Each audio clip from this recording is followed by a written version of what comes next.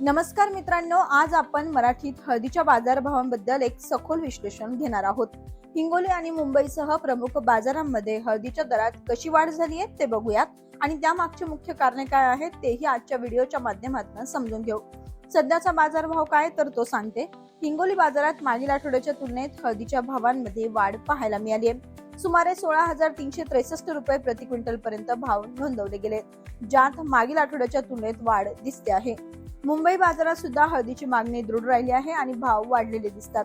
यामध्ये जाणीवपूर्वक कमी उपलब्धता आणि मागणी संतुलन यामुळे किमती वाढण्यास प्रवृत्त होते। निजामाबाद सारख्या बाजारांमध्येही भाव 1500 पेक्षा जास्त इतके दिसले। उच्च भाव 13,666 रुपये प्रति क्विंटल आणि कमी भाव 11,520 रुपयांपर्यंत नोंदवले गेले। आता बाजारातील काहीशा वाढी मागील कारणे काय? नंबर 1, हवामान आणि उत्पादन। अतिवृष्टी आणि अनियमित पावसामुळे काही हळदीतील उत्पादन प्रभावित झाले। हिंगोली नांदेड भागात हळद उत्पादनावर परिणाम झाला, यामुळे आवक कमी झाली, ज्यामुळे उपलब्धता घटली आणि बाजारभाव वाढले। त्यानंतर मागणी पुरवठा संतुलन। देशांतर्गत आणि आंतरराष्ट्रीय मागणी दोन्ही बाजूंनी हळदीचा माग वाढला आहे आणि पुरवठा अपेक्षेप्रमाणे कमी राहिला। या दोन गोष्टींमुळे भाव वाढला आहे। स्टॉक कमी झाल्याने भाव टिकाव धरत आहे। पुन्हा उत्पादन सत्र सुरू होईपर्यंत हा ट्रेंड दिसत राहण्याची शक्यता आहे। आता शेतकऱ्यांवर काय परिणाम होतोय तर बाजारभाव सुधारल्यामुळे शेतकरी पुन्हा हळदी लागवडीकडे आकर्षित होत आहे। हिंगोलीमध्ये हळदीच्या लागवडीचे क्षेत्र पूर्वीपेक्षा वाढले आहे। काही आकडे 32,551 हेक्टर पर्यंत दिसतात।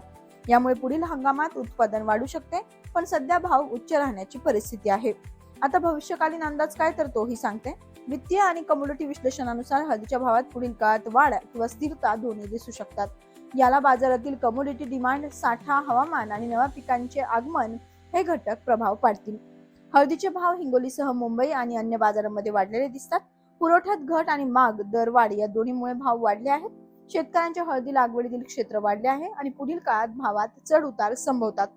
तुम्हाला हा व्हिडिओ विश्लेषण आवडला असेल तर व्हिडिओला लाईक करा, सबस्क्राईब करा आणि आम्ही पुढे कृषी बाजारभावांबद्दल अधिक अपडेट्स घेऊन येऊ। त्यासाठी जागरूक रहा, व्हिडिओ न चुकता पाहत रहा। धन्यवाद।